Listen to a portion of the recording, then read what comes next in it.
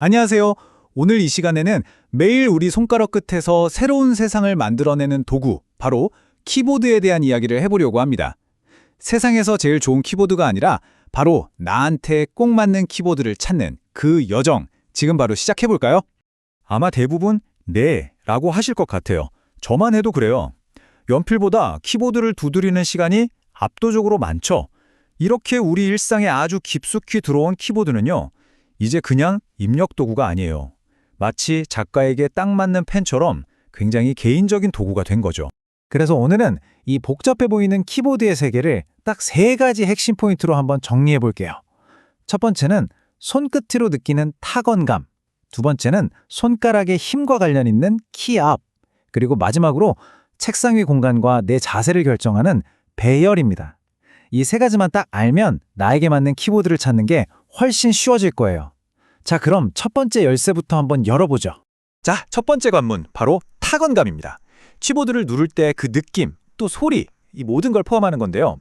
이건 정말 지극히 개인적이고 주관적인 영역이에요. 그래서 여기엔 정답이란 게 있을 수가 없어요. 나만의 취향을 발견하는 것, 그게 바로 시작입니다. 우리가 가장 흔하게 볼 수 있는 2가지 방식을 볼게요. 왼쪽에 보이는 멤브레인은요, 보통 컴퓨터 사면 기본으로 따라오는 아주 조용하고 부드러운 느낌의 키보드라고 생각하시면 돼요. 가격도 저렴하고 소음이 적어서 사무실 같은 곳에서 많이 쓰이죠. 반면에 오른쪽 기계식은 키 하나하나에 독립된 스위치가 들어있어서요, 정말 다채로운 타건감을 만들어낼 수 있고 내구성도 훨씬 뛰어납니다. 기계식 키보드의 진짜 매력은 바로 이 다양한 맛에 있어요. 어떤 스위치를 쓰느냐에 따라서 전혀 다른 경험을 주거든요. 마치 커피 원두를 고르는 것처럼 내 입맛에 딱 맞는 스위치를 고르는 재미가 쏠쏠하죠. 자, 대표적인 3가지 맛 한번 소개해 드릴게요. 첫 번째는 바로 청축입니다. 찰칵찰칵 하는 아주 경쾌한 소리가 나고요. 손끝에 뭔가 눌렀다 하는 느낌이 명확하게 와요. 정말 이게 기계식 키보드구나 하는 느낌을 가장 확실하게 주는 스위치죠. 그래서 기계식 키보드에 처음 입문하는 분들이 이걸 써보고 굉장히 만족하는 경우가 많아요. 근데 소리가 좀 큰 편이라 조용한 곳에서는 살짝 눈치가 보일 수도 있습니다. 다음은 갈축이에요. 이건 청축의 그 찰칵하는 소리는 뺐지만 누를 때 서걱하고 걸리는 느낌, 즉 구분감은 그대로 살린 스위치입니다. 그래서 시끄럽지는 않은데 타이핑하는 재미는 충분히 느낄 수 있죠. 뭐랄까, 사무실이든 집이든 게임이든 문서 작업이든 어디에나 잘 어울리는 만능 스위치라고 할 수 있어요. 마지막으로 적축입니다. 이 스위치는 청축이나 갈축이랑은 다르게 누를 때 걸리는 느낌이 전혀 없어요.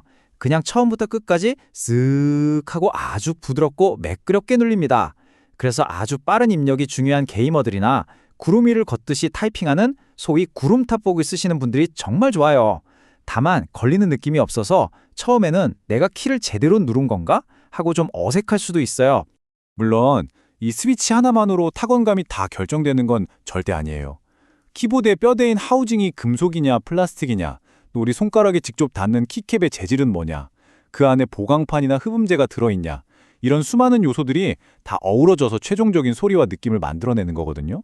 그래서 똑같은 스위치를 썼는데도 키보드마다 전혀 다른 느낌을 주기도 하는 거죠. 자, 2번째 핵심으로 넘어가 볼까요? 바로 키압입니다. 이건 키를 누를 때 필요한 힙의 양을 말하는데요. 이게 장시간 타이핑할 때 우리 손가락이 얼마나 피곤한지, 그리고 오타가 얼마나 나는지에 직접적인 영향을 미치는 아주 중요한 요소입니다. 예를 들어서 키압이 45g이다. 이건 무슨 말이냐면요, 그 키 위에 45g짜리 추를 올려두면 키가 스르륵 눌린다는 뜻이에요. 아주 간단하죠? 이 숫자가 낮을수록 살짝만 눌러도 입력이 되고 높을수록 좀더 힘을 줘서 눌러야 하는 거죠. 키압이 낮으면 당연히 손가락에 힘이 덜 들어가니까 오래 써도 편안하겠죠. 하지만 스치기만 해도 입력이 되니까 나도 모르게 오타가 늘어날 수 있어요. 반대로 키압이 높으면 내가 정확하게 누른 키만 입력되니까 정확도는 올라가는데 오래 쓰면 손가락이 좀 뻐근할 수 있습니다.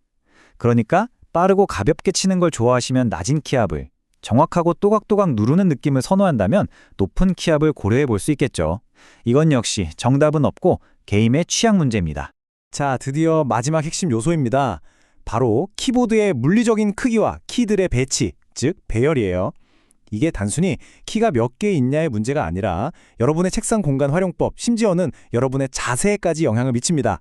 가장 흔한 배열은 이렇게 세 가지로 나눌 수 있어요. 오른쪽에 숫자 패드가 다 있는 게 풀배열, 거기서 숫자 패드 부분만 싹둑 잘라낸 게 텐키리스, 그리고 방향키나 기능키까지 확 압축해서 크기를 아주 작게 만든 게 미니 배열입니다. 우리가 컴퓨터 앞에 앉을 때 가장 이상적인 자세가 뭘까요? 바로 팔꿈치를 90도로 유지하고 양팔을 어깨 너비 정도로 자연스럽게 벌린 상태라고 해요. 이게 어깨랑 팔에 제일 무리가 안 가는 자세거든요. 그런데 우리가 매일 쓰는 키보드가 이 자세를 망가뜨리고 있을지도 모른다는 사실 알고 계셨나요? 우리가 흔히 쓰는 이 풀배열 키보드, 너비가 꽤 넓잖아요. 이걸 책상 중앙에 딱 놓으면 마우스를 잡은 오른팔이 자연스럽게 바깥쪽으로 밀려나게 돼요. 그럼 결국 어깨 너비보다 팔이 더 벌어지면서 이상적인 자세가 무너지고 어깨에 계속 부담이 가는 거죠. 이게 바로 키보드 배열이 단순히 책상 공간만의 문제가 아니라 우리 건강이랑도 직결되는 이유입니다. 그래서 텐키리스나 미니 배열처럼 작은 키보드를 쓰면요, 단순히 책상이 넓어지는 것 이상의 장점들이 있어요. 일단 마우스 공간이 충분히 확보되니까 어깨랑 팔 자세가 아주 편안해지고요. 당연히 휴대하기도 좋죠.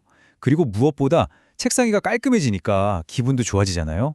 자, 지금까지 타건감, 키압, 그리고 배열이라는 세 가지 기준을 가지고 키보드의 세계를 쭉 한번 둘러봤습니다. 이제 흩어져 있던 조각들이 하나씩 맞춰지는 느낌이 드시죠? 아마 지금 머릿속에 바로 이 질문이 떠오르실 거예요. 오케이, 다 알겠는데 그래서 도대체 뭘 사야 해요? 이 질문에 대한 가장 중요하고 확실한 답변을 지금부터 드리겠습니다. 나만의 키보드를 찾는 가장 확실한 방법은 이 3단계입니다.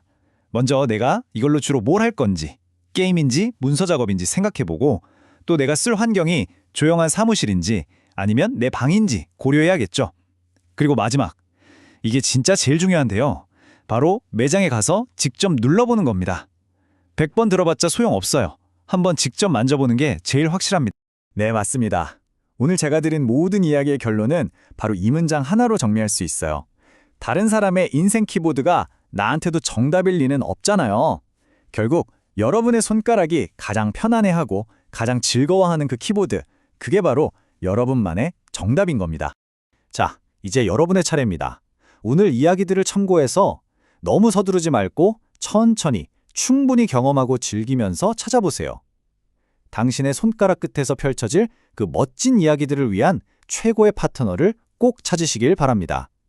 여러분의 즐거운 키보드 여정을 진심으로 응원하겠습니다.